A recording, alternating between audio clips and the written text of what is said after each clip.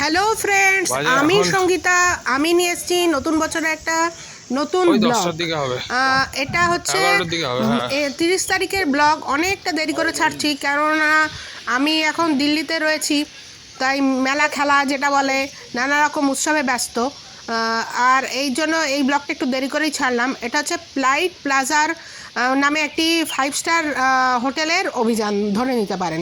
কিসের অভিযান? যেহেতু ছেলে ইঞ্জিনিয়ারিং পড়ছে, তো সেই বিষয়ে হ্যাকাথন হচ্ছিল একটা।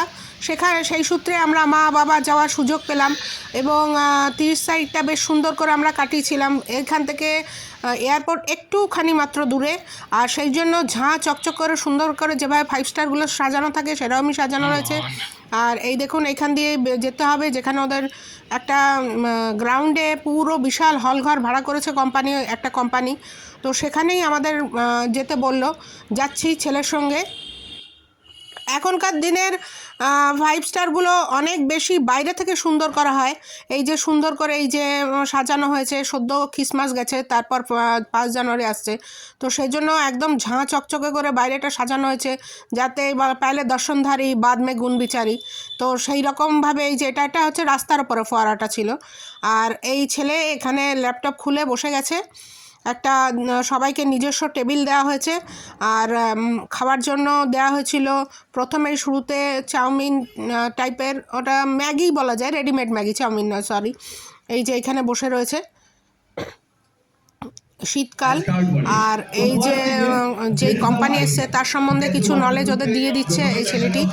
সেই সঙ্গে কি বানাতে হবে সেটাও বলে দেওয়া হচ্ছে, যে কতদূর তোমরা কিভাবে বানাতে পারো আর কতদূর তোমরা হেল্প নিতে পারো বিভিন্ন অ্যাপের, সেটাও বলে দেওয়া হচ্ছে।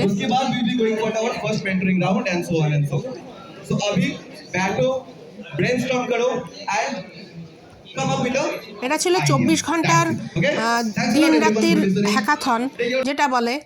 আর এই হচ্ছে শুধু তো জিনিস বানালেই হবে না, পেটে তো কিছু দিতে হবে।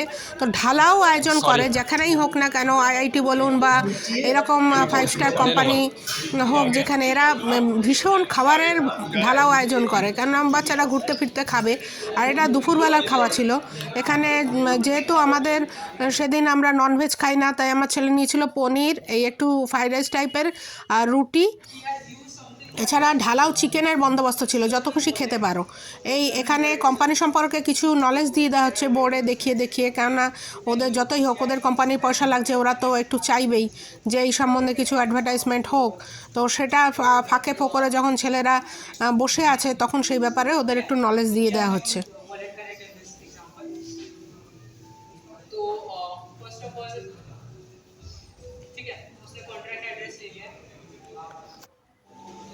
আর এই হচ্ছে, এখানে তুমি পয়সা দিয়ে যত খুশি খেতে পারো, কোল্ড ড্রিঙ্কস, চিপস।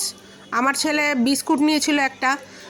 প্রথমে হচ্ছে 100 টাকার একটা কার্ড করাতে হয়, তারপর তুমি সেই হিসাবে খেতে থাকো, ফুরিয়ে গেলে আবার তোমাকে কার্ড ভরতে হবে। তো এই জিনিসটা আমি এখন ইউজ করিনি, শিখতে হবে। দেখলাম এয়ারপোর্টে অনেক আছে, কিন্তু আমার করে হয়ে ওঠায়নি। আর যতই হোক 19-20 বছরের বাচ্চারা তো আর কতক্ষণ বসে বসে জিনিসপত্র বানাবে। এই কাজের ফাঁকে ফাঁকে এন্টারটেনমেন্ট চলছে, নাচ, ডান্স, আর কি গল্প গাচ্ছা, আড্ডা, যেটা হয়। বোর হয়ে যায় লোকে, 24 ঘন্টা ধরে তো আর কেউ কাজ করতে পারে না। আর এই হচ্ছে গেম, কেউ ভিডিও গেম খেলছে।